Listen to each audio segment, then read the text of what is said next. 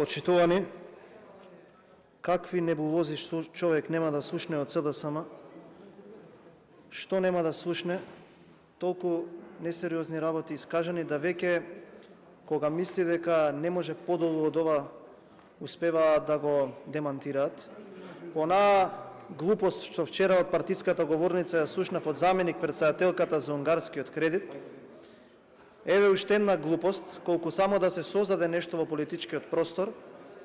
За огромна жал не можев да стигнам на Комисијата за политички систем, па ете можност директно со документи да докажеме зошто и како СДСМ лаже и како без срам тие кои што гласале како министри за ова денеска да дојде пред нас и кои што дале согласно, сега истите тие лажат, а најголемиот лаж го од нив, кој што вчера на оваа говорница излажа дека Државниот пазарен инспекторат не казнувал, денеска го нема, најверојатно заради што е свесен дека ќе биде демантиран.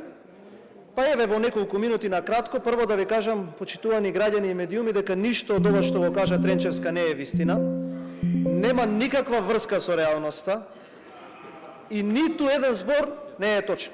Ајде да одиме со документи, ете да не излезе дека Бојан не ја зборува вистината.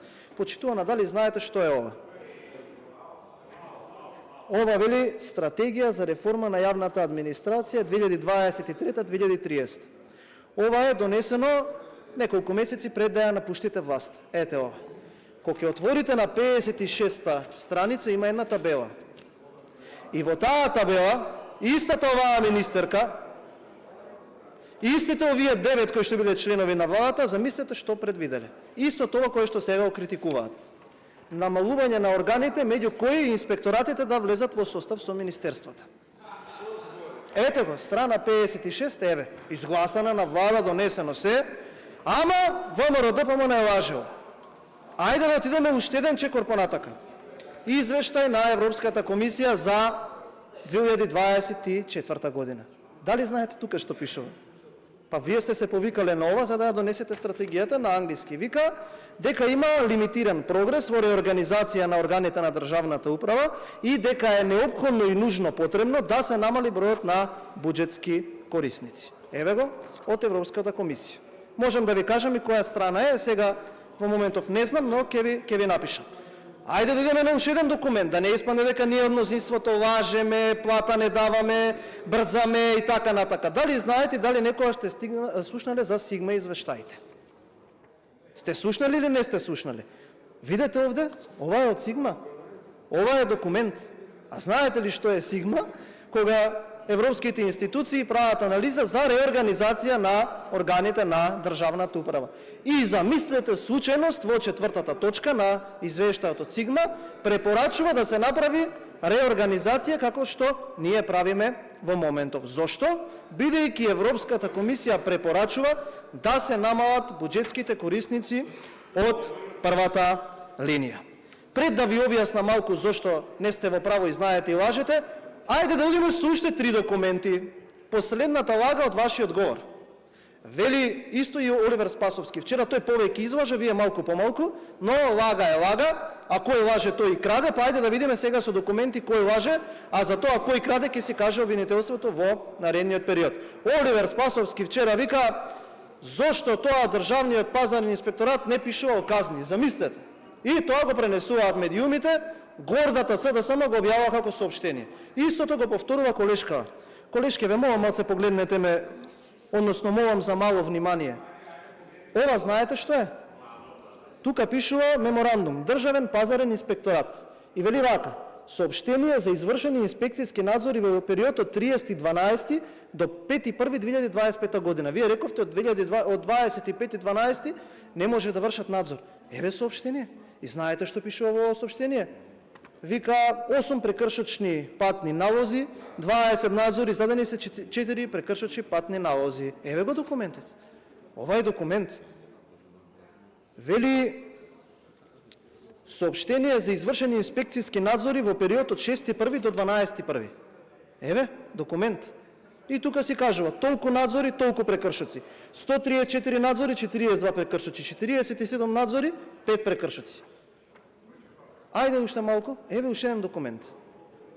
Еве го документот. Вели соопштение за извршени инспекцијски надзори во период од 13.1. до 19.1. Колку извршени надзори, колку пишани казни. Еве документ. И сега кој лаже? Сега кој лаже? Ајде да ви докажам уште една работа. Сега вака, што е концептот за реорганизација на управата? Да се направи министерски систем. Тоа е суштината на Европската унија. Каде што министерството во тој систем ќе креира политики, каде што на некој начин агенциите ќе спроведуваат и инспекторатот ќе прави инспекција на тие политики.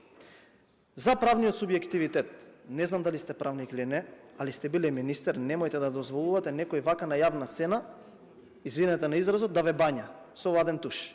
Тоа вака се кажува. Не го губи правниот субјективитет. Не го губи правниот субјективитет. Туку, нивната одговорност се сведува под министерството. Или еве да ви дадам пример, да не испадне повторно дека некој лаже. Ако идеме по таа ваша логика, дека се губи правниот субјективитет, прашајте го почитуваниот уставен судија, мислам дека тој многу добро е запознаен, тогаш како функционира управата за имотно-правни работи под Министерството за финансии? Дали досега во вашето министерство кој што вие го водевте немате управи или органи кои што соработуваат, односно се под министерствата? Има. Што е суштината на нашиот закон? Согласно Законот за реорганизација на државната управа, треба да се намалат буџетските корисници од прва линија. На тој начин, ние овие институции ги реорганизираме и ги носиме да бидат под надлежност на министерствата. Тоа не значи дека го губат правниот субјективитет. Тие продолжуваат да си работат. Со нашиот закон, во соработка со Министерството за финансии, сите оние отворени прашања од аспект на исплатување на платата и така натака ги решаваме. Понатаму, сите материјални обврски, повторувам, сите материјални обврски ги решаваме на начин на кој што со еден член на законот кој што сме го поднеле, ги даваме само во согласно со министерствата, односно даваме можност да продолжат да работат на начин на кој што министерството овој пат ќе може да ги завршува тие материјални обврски кои што потенцијално би се јавиле. И уште една работа да ви кажам, и нема да ви реплицирам, зашто мислам дека бев особено јасен. Кога се прават тие планови, се прави годишен, 6-месечен и месечен. Вие, тоа што го зборувате, повторно изважавте, се работи за месечен план за работа на секој инспектор, кој што го носи директорот. Не сте прочитале законот. Јас разбирам вие да креирате такви закони, но ве молам да ги читате законите. И еднаш за секогаш, од името на македонските граѓани, ве замолувам да престанете вака бесрамно да го лажете народот. Еве ги документите и мислам дека бев доволно јасен во докажувањето. Благодарам.